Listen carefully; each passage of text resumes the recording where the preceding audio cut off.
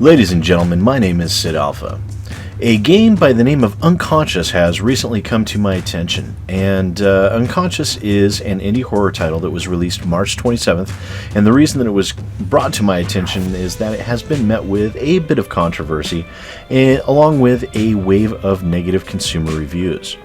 It seems shortly after its release, in response to negative criticism on Steam, the developers, Wajdi Manai, responded to the criticism by stating the following.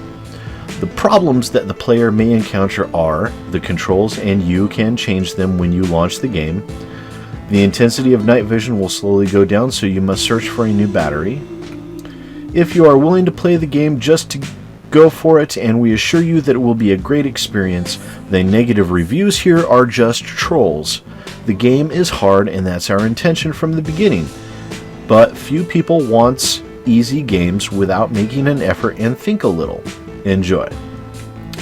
Now, also on March 28th, the developers claimed that they had patched the game and you could now update the control scheme to standard QWERTY controls. However, at the time of my recording, April 11th, this was patently false. Oh, you could update the controls, but that did absolutely nothing within the game itself. Also, the developers admitted to deleting several threads containing negative comments stating they made false claims. But what about the game itself? Well, Unconscious is a first-person indie horror game with probably the most counterintuitive controls I've ever seen in a video game. Instead of the standard WASD, the game uses Q, S, D, and Z, or Z. Z for forward, Q to strafe left, S for reverse, and D to strafe right. I fought with this control scheme for a little over half an hour and found the controls to be only part of the frustrations to be found within this game.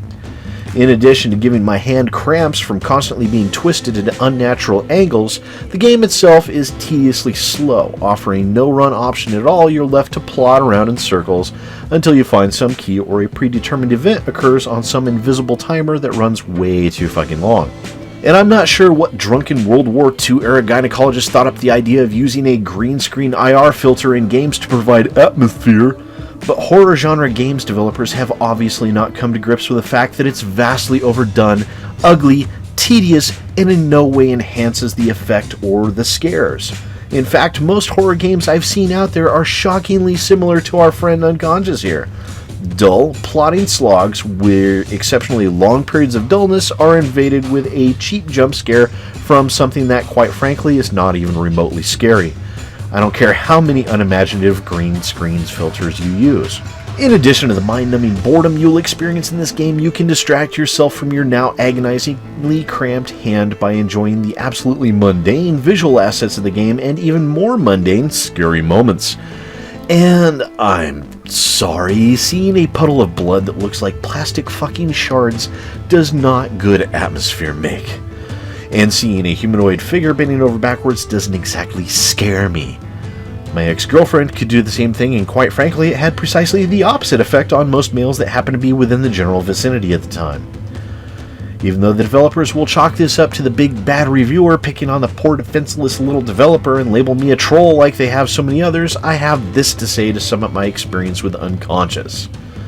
Filled with graphical stutters and glitches, lame, cliched, and tired overused game mechanics, painful and mind-bogglingly bad controls that you cannot currently rebind, even from their stock Unity menu, and pathetic attempts at generating atmosphere, fall far short and will leave you unconscious out of sheer boredom. This has been a look at Unconscious by Wajdi Manai, and is available on Steam now for $6 or your regional equivalent. Purchase at your own risk. Once again, my name is SidAlpha. Don't forget to slap those like and sub buttons like they were to the developers of this horrible excuse for a game, and I'll see you next time. Hi there, boys and girls. Thanks for checking my video out. If you liked what you saw, don't forget to hit that like button and maybe even that subscribe button. Trust me, it works really good. Don't forget to share with your friends, and if you're interested in following me on Twitter and Facebook, the links for that are in the description down below. I also have a Patreon if you're interested in helping to support the growth of my channel, and the link for that is down below as well. And once again, thanks for watching and supporting my channel, guys. I really appreciate it.